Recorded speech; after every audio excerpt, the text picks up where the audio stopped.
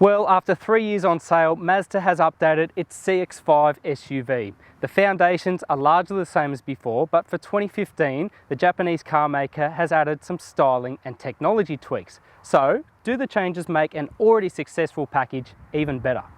The CX-5 is currently Australia's most popular SUV on sale, so an updated model is big news for local buyers.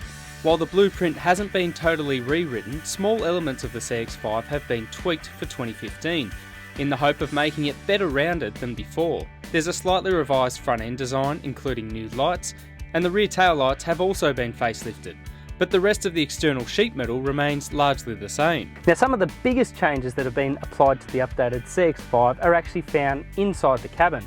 There's a new 7-inch display screen, updated switchgear and buttons in the centre fascia, and if you look a little bit further down, it's got an electric park brake which replaces the old manual handbrake and liberates more space both in the size of the cup holders and the centre console. Elsewhere, the CX-5 gets larger door pockets but persists with a snug rear seat and a 403 litre boot.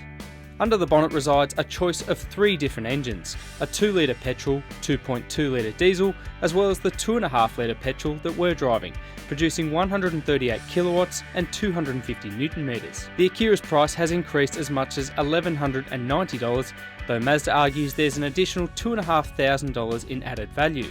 For the rest of the range, the CX-5 is cheaper than before.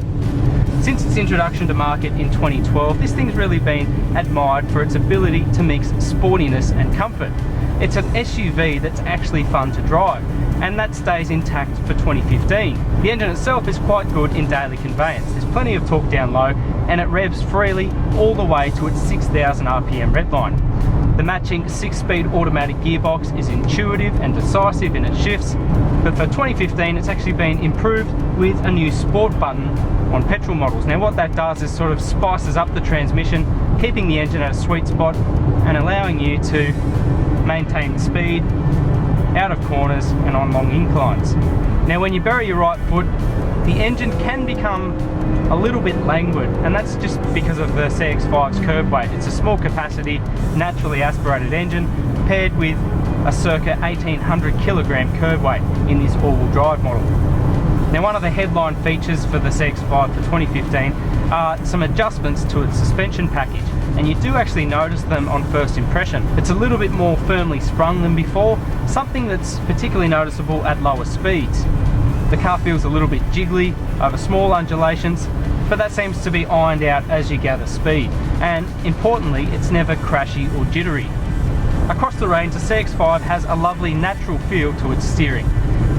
It's got a pretty instant reaction to driver input, weighs up adequately through corners, and there's no unwanted kickback through the wheel.